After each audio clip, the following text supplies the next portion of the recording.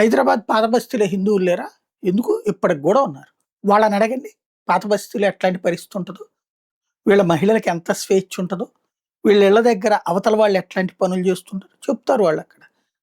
దందా ఎట్లా నడుస్తది అన్నటువంటిది. 100 మంది హిందువుల మధ్యన 10 మంది ముస్లింలు దర్జాగా బతకచ్చు. కానీ 100 మంది ముస్లిముల మధ్యన ఒక్క హిందూ కుటుంబం గూడా సరిగ్గా బతకలేదనడానికి సాక్ష్యం బెంగాలే.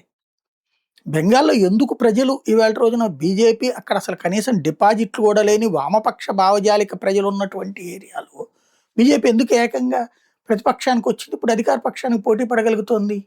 అంటే బంగ్లాదేశ్ నుంచి వచ్చినోడు, ముందు బ్రతకడానికొచ్చినోడు, చివరికి మన వాళ్ళ బ్రతుకు తెరువు తీసేయడం ఒక ఎత్తయితే, చివరికి ఏ స్థితికి దిగజారుతున్నాడు వాడు? నాశనం చేయడానికి కుట్రలు పన్నుతున్నాడు.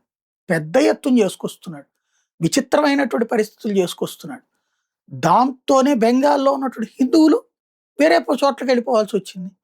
వేరే ప్రదేశాల్లో నివసించాల్సొచ్చింది.